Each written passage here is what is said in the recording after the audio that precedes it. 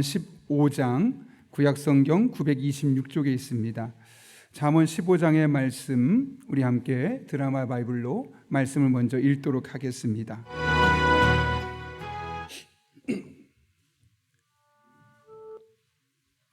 제 15장. 유순한 대답은 분노를 쉬게 하여도 과격한 말은 노를 격동하느니라. 지혜 있는 자의 혀는 지식을 선히 베풀고 미련한 자의 입은 미련한 것을 쏟느니라. 여호와의 눈은 어디서든지 악인과 선인을 감찰하시느니라. 온순한 혀는 곧 생명나무이지만 패역한 혀는 마음을 상하게 하느니라. 아비의 훈계를 업신여기는 자는 미련한 자요 경계를 받는 자는 슬기를 얻을 자니라. 의인의 집에는 많은 보물이 있어도 악인의 소득은 고통이 되느니라. 지혜로운 자의 입술은 지식을 전파하여도 미련한 자의 마음은 정함이 없느니라. 악인의 제사는 여호와께서 미워하셔도 정직한 자의 기도는 그가 기뻐하시느니라. 악인의 길은 여호와께서 미워하셔도 공의를 따라가는 자는 그가 사랑하시느니라. 도를 배반하는 자는 엄한 징계를 받을 것이요 견책을 싫어하는 자는 죽을 것이니라. 수올과 아바돈도 여호와의 앞에 드러나거든 하물며 사람의 마음이리요. 거만한 자는 견책받기를 좋아하지 아니하며 지혜 있는 자에게로 가지도 아니하느니라. 마음의 즐거움은 얼굴을 빛나게 하여도 마음의 근심은 심령을 상하게 하느니라. 명철한 자의 마음은 지식을 요구하고 미련한 자의 입은 미련한 것을 즐기느니라. 고난받는 자는 그날이 다 험악하나 마음이 즐거운 자는 항상 잔치하느니라. 가산이 적어도 여호와를 경외하는 것이 크게 부하고 번뇌하는 것보다 나으니라. 채소를 먹으며 서로 사랑하는 것이 살진 소를 먹으며 서로 미워하는 것보다 나으니라. 분을 쉽게 내는 자는 다툼을 일으켜도 노하기를 더디하는 자는 시비를 그치게 하느니라. 게으른 자의 길은 가시울타리 같으나 정직한 자의 길은 대론이라. 지혜로운 아들은 아비를 즐겁게 하여도 미련한 자는 어미를 업신여기느니라. 무지한 자는 미련한 것을 즐겨하여도 명철한 자는 그 길을 바르게 하느니라. 의논이 없으면 경영이 무너지고 지략이 많으면 경영이 성립하느니라. 사람은 그 입의 대답으로 말미암아 기쁨을 얻나니 때에 맞는 말이 얼마나 아름다우고 지혜로운 자는 위로 향한 생명길로 말미암으므로 그 아래에 있는 수호를 떠나게 되느니라. 여호와는 교만한 자의 집을 허시며 과부의 지계를 정하시느니라. 악한 꾀는 여호와께서 미워하시나 선한 말은 정결하니라. 이익을 탐하는 자는 자기 집을 해롭게 하나 뇌물을 싫어하는 자는 살게 되느니라. 의인의 마음은 대답할 말을 깊이 생각하여도 악인의 입은 악을 쏟느니라. 여호와는 악인을 멀리하시고 의인의 기도를 들으시느니라. 눈이 밝은 것은 마음을 기쁘게 하고 좋은 기별은 뼈를 윤택하게 하느니라. 생명의 경계를 듣는 귀는 지혜로운 자 가운데에 있느니라. 훈계받기를 싫어하는 자는 자기의 영혼을 경히 여김이라. 견책을 달게 받는 자는 지식을 얻느니라. 여호와를 경외하는 것은 지혜의 훈계라. 겸손은 존귀의 길잡이니라. 아멘. 먼저 이 시간을 빌어서 감사 인사를 전해야겠습니다. 지난 2주 동안 찬양으로 섬긴 찬양팀 한 분 한 분, 또 안내를 위해 수고해 주신 안수 집사님, 권사님, 또 간식을 위해 수고해 주셨던 분들, 지난주는 안수 집사님께서 수고해 주셨고요. 오늘은 권유미 권사님께서 또 여러분을 함께 기도한 이후에 교제하시라고 간식을 준비해 주셨습니다. 이 시간을 빌어서 다시 한번 감사를 드립니다. 그리고 차량 운행을 통해 또 수고해 주신 분들도 감사를 드리고, 또 학생들, 청년들 찬양을 위해서 또 수고하셨는데요. 특별히 우리 청년들은 어제 밤에 교회에서 9시에 모여서 함께 찬양 연습하고 또 기도하고 이렇게 새벽을 준비했습니다. 오늘 새벽에도 우리에게 또 귀한 찬양 인도한 우리 청년들 그리고 학생들을 축복하고 그동안 수고한 분들, 또 서로 옆에 있는 분들을 축복하고 격려하고, 또 이제 남은 우리에게 주어진 시간 동안 이 험한 세상을 하나님과 함께 잘 살아갈 수 있으라고 우리 함께 서로 박수로 축복하겠습니다. 네, 감사합니다. 한번 옆에 분 얼굴을 한번 봐주시면 어떨까요? 네. 이렇게 오늘 찬양팀 한 청년들 너무 감사합니다. 네. 청년들 찬양하는 모습이 청년 같지 않죠? 나이가 들어 보인다는 게 아니라 그만큼 영성이 있어 보이고, 우리 어떤 면에서는 우리 어른들보다 목회자인 제가 영적으로 부족할 때보다 훨씬 나아 보일 정도로 오늘 너무너무 감사했고 은혜가 넘쳤습니다. 미래가 기대되는 청년들, 우리 늘 기도할 때마다 또 중고등 학생들과 청년들을 위해서 축복하고 기대해 주시기를 부탁드립니다. 제가 기도하고 이 시간 또 말씀 나누겠습니다. 거룩하신 아버지 하나님, 오늘도 우리를 새벽기도에 불러주셔서 지난 2주간의 잠언 말씀을 통해 우리를 인도하신 하나님께서 오늘 우리의 삶을 인도하시고 남은 한 평생을 인도하실 것을 믿음으로 하나님 앞에 나아왔습니다. 우리 한 사람 한 사람 하나님의 말씀을 내게 주신 말씀으로 받습니다. 이 말씀이 남은 한 평생 살아가는 동안 이 험한 세상을 살아갈 지혜와 능력의 말씀이 되게 도와주시고, 이로 말미암아 하나님이 주목하시며 쓸 수밖에 없고 축복할 수밖에 없는 믿음의 사람들로 살아가게 하여 주옵소서. 특별히 이번 10월 달 시작하는 첫날입니다. 하나님께서 우리들 한 사람 한 사람을 기억해 주시고 이 한 달 동안 기도로 살아갈 때 우리의 삶에 얼마나 놀라운 변화가 일어나는지 우리가 목도하게 하여 주시옵고, 교회마다 가정마다 간증이 넘쳐나게 하여 주옵소서. 특별한 기도 제목을 하나님 앞에 내려놓으며 간절한 마음으로 기도하는 영혼들이 있사오니 일일이 기억하여 주시옵고, 그들의 삶 가운데 하나님의 살아계심이 경험되어지는 은혜 한 달 되게 하여 주옵소서. 예수님의 이름으로 기도하옵나이다. 아멘. 우리 한번 앞뒤 좌우에 있는 분들께 인사하며 이렇게 축복하면 좋겠는데요. 당신은 당신에게 소망이 있습니다. 이렇게 인사하겠습니다.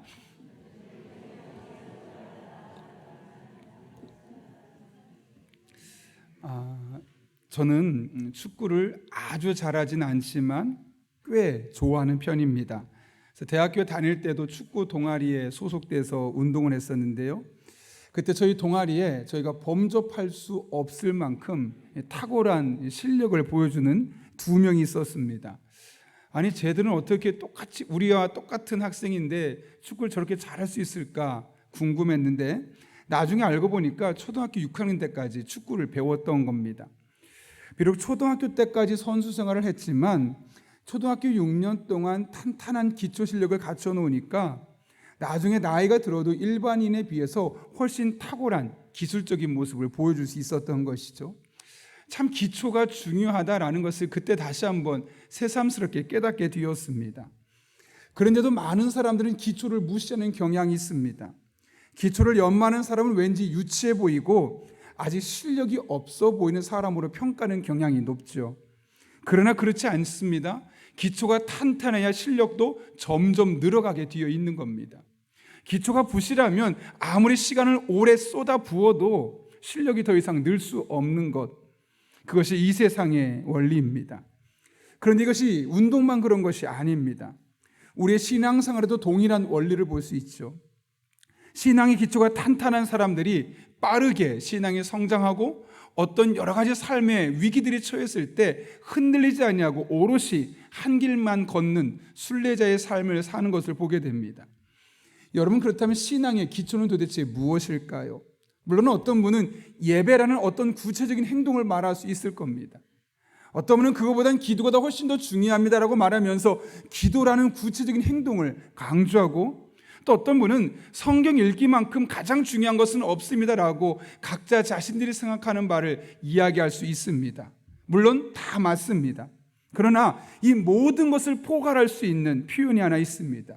그것은 바로 우리의 신앙의 기초는 하나님을 사랑하고 하나님을 사랑하는 그 사랑으로 말미암아 이 세상을 사랑하는 것, 즉 하나님 사랑과 이웃 사랑을 일컬어 우리는 신앙의 기초라고 생각하고, 어떤 신앙적인 행동을 하든 이 2가지 기준만 딱 잡혀 있으면 우리는 항상 우리에게 주어진 일상적인 삶에서 바른 생활, 또 남들보다 뛰어난 신앙생활을 감당할 수 있는 것이죠.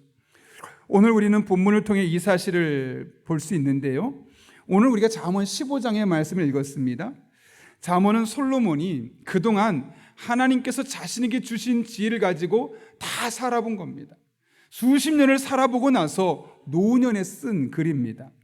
따라서 오늘 잠언의 말씀은 단순히 솔로몬이 나이가 들었기 때문에 자신의 인생의 경험들을 젊은 사람들에게 하는 말이 아니라 하나님께서 주신 지혜로 이 세상을 살아보고 나니 세상은 이렇더라. 그러니 너희들만큼은 이런 삶을 살았으면 좋겠다. 그런 하나님의 지혜를 이 세상 속에 적용해 보고 나서 우리에게 주시는 말씀입니다.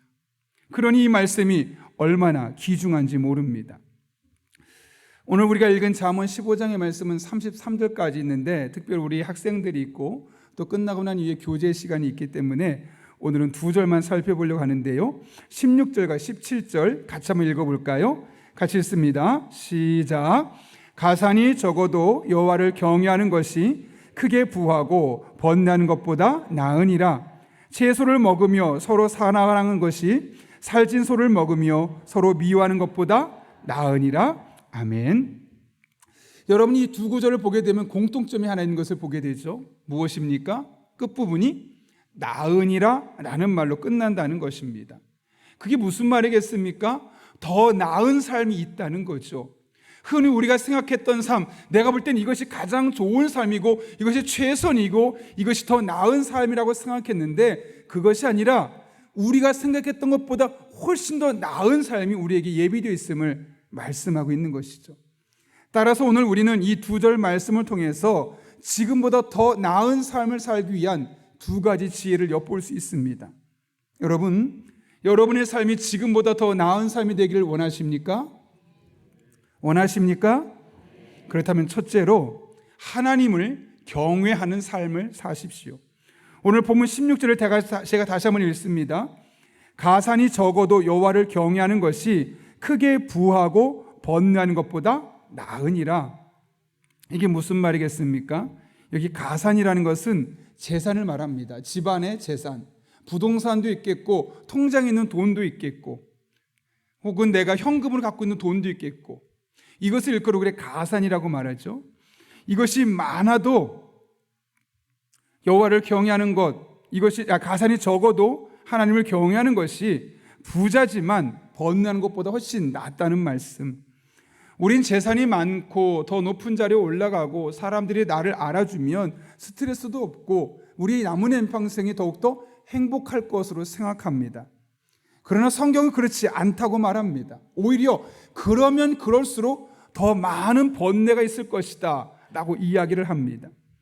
사장의 길이라는 책을 제가 한번 언젠가 오래전에 언급했던 적이 있습니다. 우리는 내가 회사의 사장이 되면 내 인생이 평안할 거야, 행복할 거야, 즐거움만 있을 거야, 내가 원하는 삶을 다 살 수 있을 거야, 이런 착각 아닌 착각 속에 살아갑니다. 그러나 그 책 사장의 길이 어떤지를 아주 자세하게 사장이 겪고 있는 괴로움, 사장이 겪고 있는 외로움, 또 사장이기 때문에 갖는 불안함, 늘 힘들다는 말을 달고 살 수밖에 없을 정도로 그 힘든 것이 얼마나 현실적인지를 그 책에 기록하고 있습니다. 우리가 보기에는 사장이면 행복하고 평안하고 남은 한평생 즐겁게 살아갈 수 있을 것처럼 보이지만 사실은 평사원이 조금 돈은 덜 벌어도 훨씬 더 마음도 평안하고 불안함도 적죠. 힘들다는 말도 덜하며 살 수 있게 된다는 것이죠. 더 가진 사람들이 갖고 있는 또 다른 고난이 있다는 겁니다.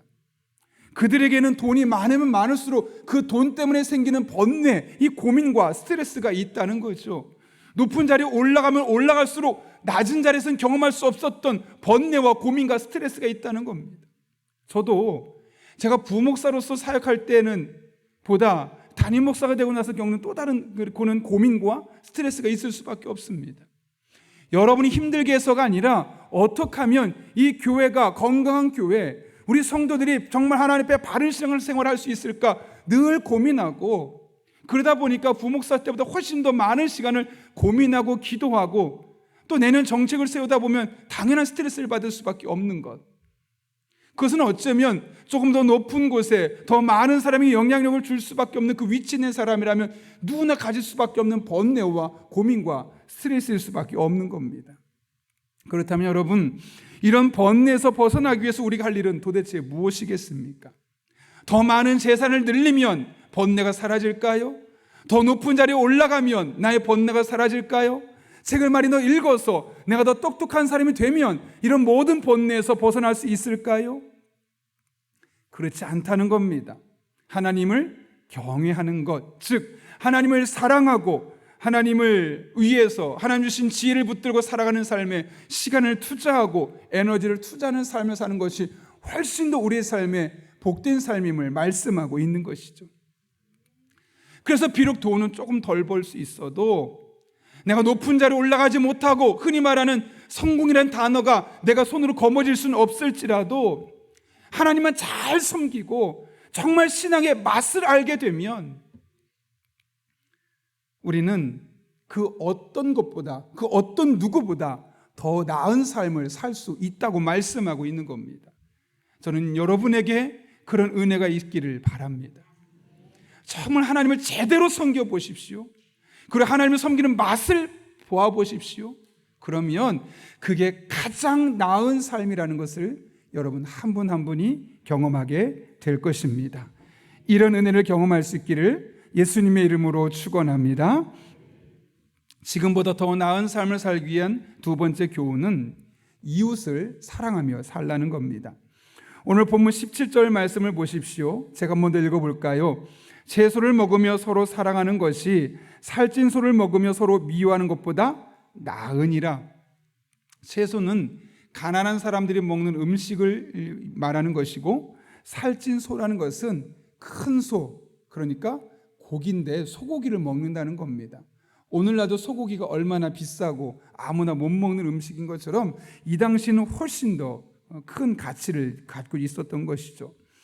따라서 여기서 무엇을 의미하는 걸까요? 인간의 행복은 더 많은 부에 달리는 것이 아니라 서로 사랑하며 살아가는 데 달려 있다는 겁니다. 그래서 조금 가난해도 서로 사랑하면 그것만으로도 더 나은 삶을 살 수 있다는 것이죠. 그런데 우리네 세상은 그렇게 살려 하지 않습니다. 내가 조금 더 가지면 차라리 인간관계가 조금 깨져도 괜찮아. 내가 조금 더 누릴 수 있다면 다른 사람을 짓밟고 올라가도 괜찮아. 내가 조금 더 누릴 수 있다면 다른 사람에게 갑질하고 살아도 괜찮아. 이런 어긋난 삶이 우리가 살아가고 있는 이 세상의 모습 아니겠습니까? 그런데 성경은 정반대 이야기를 하는 겁니다. 그렇지 않다는 겁니다. 돈이 더 맛있고 더 괜찮은 것을 먹고 살아가는 것이 우리의 인생에 행복을 주는 것, 더 나은 삶을 주는 것이 아니라 다른 사람과 더 나은 삶, 다른 사람과 더 행복한 삶, 다른 사람을 조금 더 사랑하고 배려하고 아끼고 살아가는 삶이 우리의 삶을 더욱더 나은 삶으로 인도한다는 것을 분명히 말씀하고 있는 것이죠. 그렇다면 그리스도인은 어쩔 수 없는 상황에서 최소한의 경쟁은 있을 수밖에 없지만 늘 나의 경쟁자로 다른 사람을 인식하며 살아가면 안 됩니다. 아무리 내가 대학 입시를 눈앞에 두고 있어도 내 친구는 내 친구인 것이 그 사람이 나의 경쟁자로만 삼고 내가 밟고 넘어서야 될 장애물로만 삼게 된다면 이 세상이 얼마나 험악한 세상이 되겠습니까? 물론 그런 사람은 조금 더 좋은 대학 갈 수 있을 겁니다. 물론 그런 사람은 조금 더 좋은 기업에 가서 더 많은 돈을 벌 수 있을 겁니다. 물론 그런 사람은 조금 더 좋은 직업을 가지고 남들 앞에 떵떵거리며 자기 이름을 드러내며 살 수 있을지 모르겠습니다. 그러나 그 마음은 너무나 허망합니다. 외롭습니다. 더 나을 것처럼 보였던 그 삶이 오히려 그의 삶을 더욱더 힘들게 만들고 있음을 우리는 볼 수밖에 없는 것이죠. 오늘 성경 말씀은 분명히 말씀합니다. 채소를 먹으며 서로 사랑하는 것이 살찐 소를 먹으며 서로 미워하는 것보다 낫다.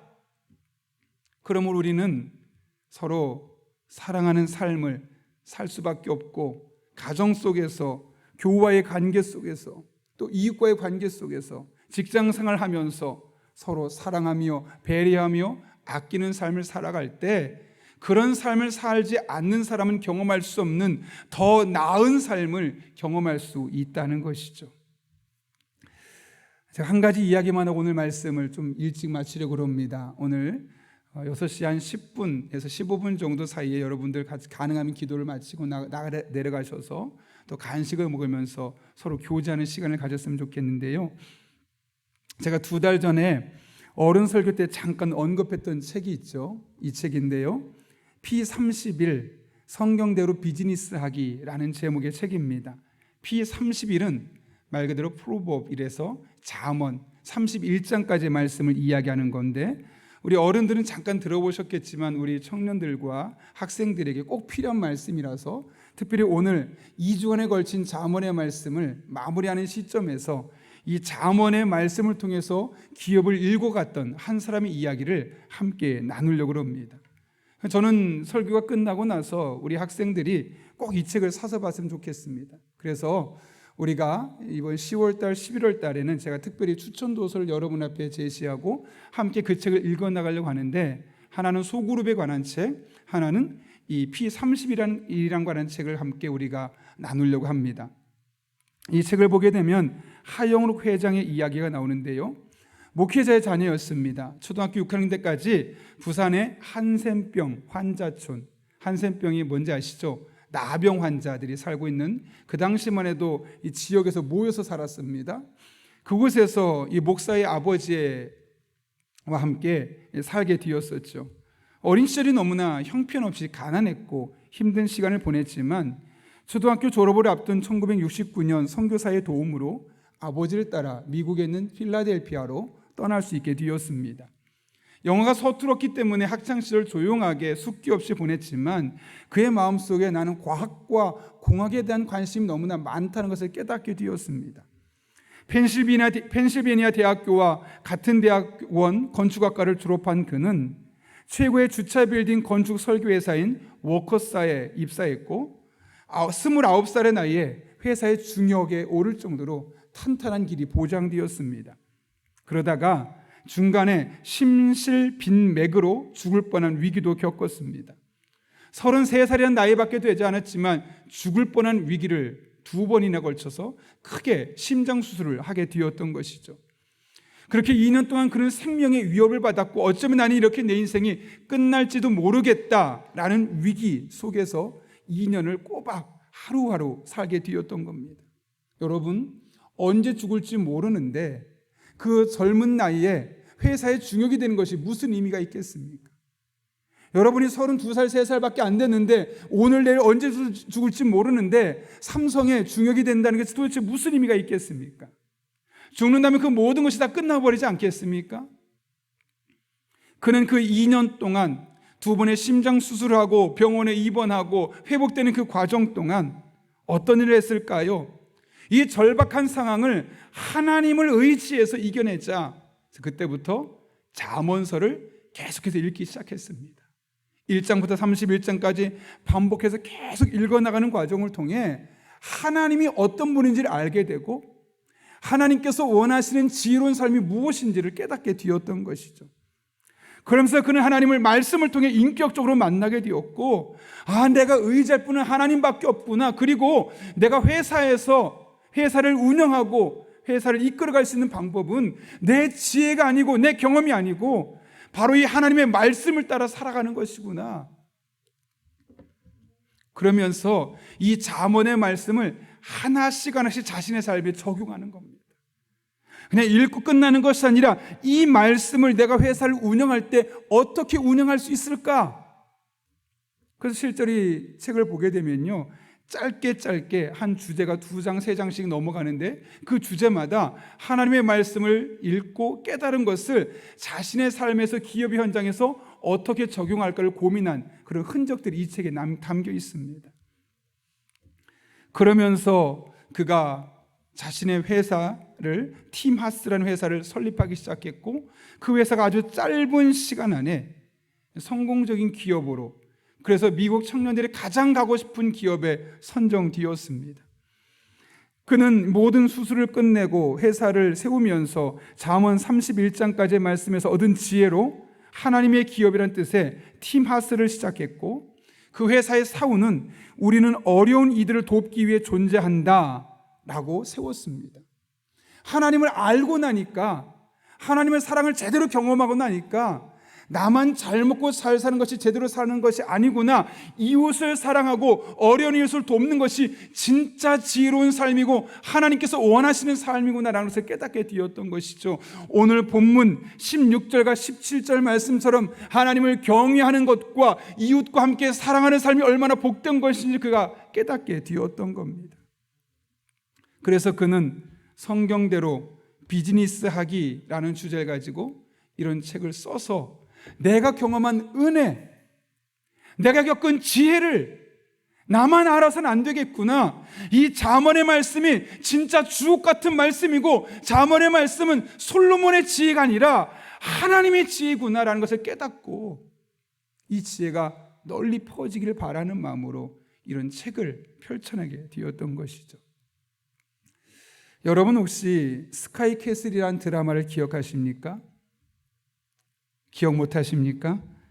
대한민국 상위 0.1%들이 모여있는 이 스카이캐슬 안에서 남편은 왕처럼, 또 자기의 자녀들은 마치 왕자와 공주처럼 키우기 위해서 자신의 모든 재력과 영향력을 총동원하는, 그래서 우리네 이 대치동가에 있었던 이 부모들의 이 현실을 꼬집었었던 풍자적인 드라마였습니다. 그 드라마에 김주영이라는 선생이 나오죠. 올백머리를 싹 하고 아주 카리스마 있는 여성이었는데요. 그 사람은 이제 대치동에 있는 이 엄마들도 극소수만 알고 있는 탑급에 속해 있는 입시 코디네이터였습니다. 1년 동안 그 사람을 고용하는데 몸값 수십억을 줄 정도로 아주 탁월했고 유명한 사람. 그런데 누구나 그 사람을 고용하고 싶지만 아무나 고용할 수 없을 만큼 거의 한 손가락 두 손가락에 꼽힐 정도의 사람이었습니다. 모든 사람이 그 사람에게 달려가서 애원합니다. 제발 우리 아이 좀 가르쳐달라고. 그럼 그 사람이 선택합니다. 이 아이 가르치만 하다 싶으면 아이만 골라서 그 아이들에게 가르치곤 했었죠. 전 그걸 보면서 그 탑급 코디네이터였던 김종 선생의 달려가는 모습을 보면서 진짜 우리 인생의 탑급 코디네이터가 누구일까 생각해 보게 되었습니다. 여러분, 입시 코디네이터가 우리 인생의 탑급 코디네이터가 될 수 있겠습니까? 아니죠. 하나님이죠. 여러분, 하나님께서 여러분의 인생의 탑급 코디네이터라는 이 사실을 믿으십니까? 여러분의 삶이 어떻게 살아야 될지를 가장 잘 알고 계신 분이 하나님이심을 믿으십니까? 그러면 그분이 솔로몬을 통해서 이미 이 세상 속에서 검증된 이 지혜, 잠언의 지혜를 여러분의 지혜로 삼으십시오. 하나님께서 여러분의 인생을 코디네이팅 하는 것을 경험하게 될 것입니다. 그런 은혜를 경험하는 여러분 한 분 한 분 될 수 있기를, 그런 청년과 청소년 될 수 있기를 예수님의 이름으로 축원합니다. 우리 함께 기도하고 찬송하겠습니다. 거룩하신 아버지 하나님, 오늘 하나님의 말씀을 통하여 이 험한 세상 어떻게 살아야 할지를 깨닫게 하신 은혜 진심으로 감사를 드립니다.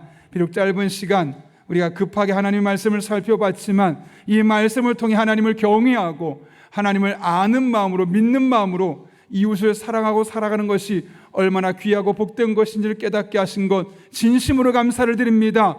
우리 인생의 코디네이터이신 하나님을 붙들고 그분의 코디네이팅을 받는 우리 중고등학생, 아동부학생, 또 청년부, 우리 어른들 되게 도와주셔서 남은 한평생 하나님 주신 지혜로 이 험한 세상에서 멋지게 귀하게 쓰임받게 하여 주옵소서. 예수님의 이름으로 기도하옵나이다. 아멘.